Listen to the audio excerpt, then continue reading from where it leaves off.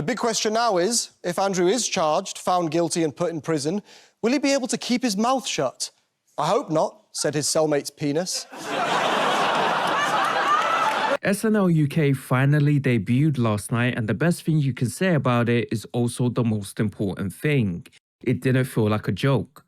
That matters because going in, a lot of people had already decided this show was doomed. The idea of Britain doing its own version of Saturday Night Live sounded wrong on paper. Too American, too polished, too dependent on a live sketch tradition that people here don't always trust in the same way. Even Humphrey Kerr, now one of the writers on the show, acknowledged before launch that there was a lot of skepticism around it. Is it going to be funny? Well, we're going to give it a bloody good go.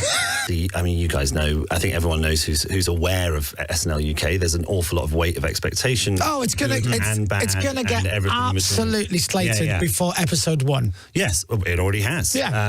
I mean, The first episode was never really trying to be perfect. It just needed to prove that this thing could exist without instantly collapsing under its own awkwardness.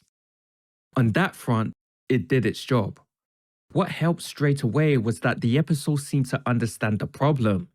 New British viewers were waiting to see whether this would feel like a real local show or just an American format wearing a British wig. That is why Tina Fey was such a smart choice for the first host. She gave the launch some built-in credibility, but she also pitched her monologue in a way that showed the writers understood the audience they were trying to win over. I have a gift for making American celebrities likable to a British audience. Wait, are we not likable? Oh. What about AbFab? Oh, sweetie, darling, you're just a little shop girl, darling.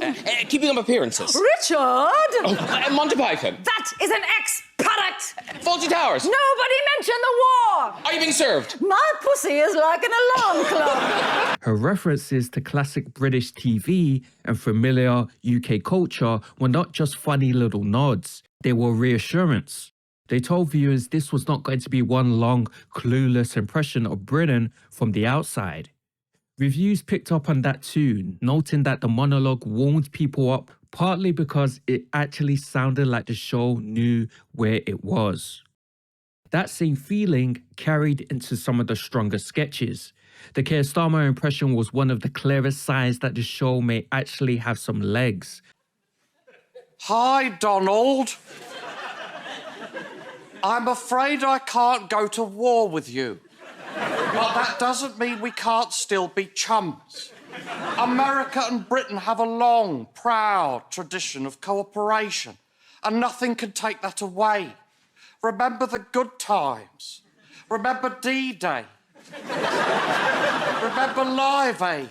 Remember Helen Baxendale on Friends.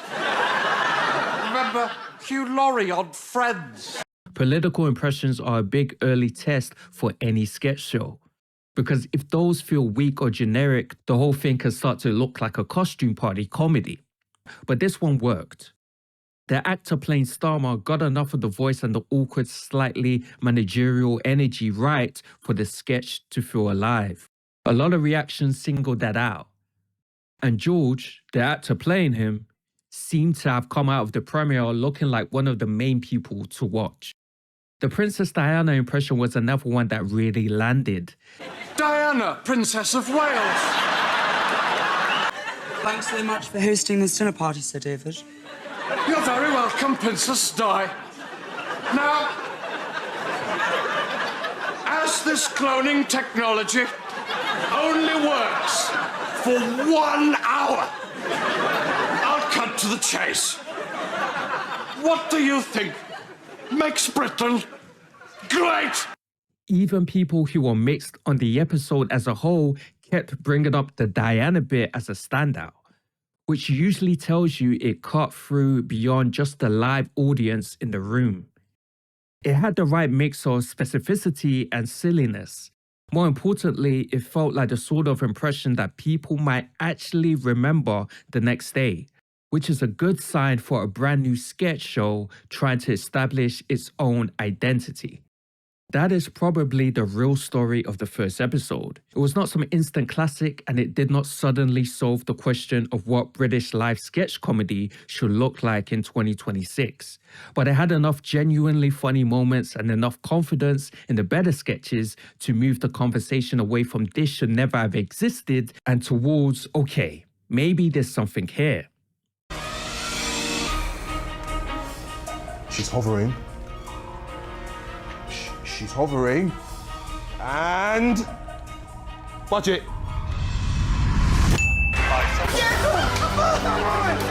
Yes! Get paid? No. No. Do you get paid for your job? Yeah. Interesting. That shift is a big deal because the launch could very easily have gone the other way. If the cast felt flat, if the monologue felt forced, if the political material missed, the whole thing would have been written off by breakfast. Instead, the reaction was more cautious and grudging in a useful way. A lot of early audience discussion was not people falling in love with the show, it was people admitting almost reluctantly that it was better than expected. That may not sound glamorous, but for a debut like this, it's exactly what you want. It means the show has bought itself time. None of this means the episode was flawless. It clearly wasn't. Some reviews said the tone still felt caught between American SNL rhythm and British sketch instincts. Some sketches dragged, some bits felt more like format than inspiration. The wider verdict from the press was mixed rather than glowing. But mixed is very different from dead on arrival, and that distinction matters. Renovations to Andrew Mountbatten Windsor's new home, Marsh Farm, have been taking place over the last month, including the installation of Sky TV. So, if you're watching, Andrew, hello! You're not going to like this next bit. Also, I'm older than I look. The first episode did not need to prove SNL UK was already a great institution. It just needed to prove that it could become one. Right now, that still looks possible. So the cleanest way to put it is this. SNL UK's debut did not feel like a disaster, a gimmick, or a bad import. It felt like a real show still finding its shape, but with enough funny ideas already in place to make people come back. Tina Fey's monologue helped calm the nerves. The Diana impression cut through. The Kstama sketch showed the political stuff might actually work.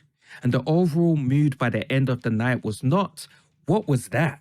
It was more like, fair enough. That actually worked more than I thought it would.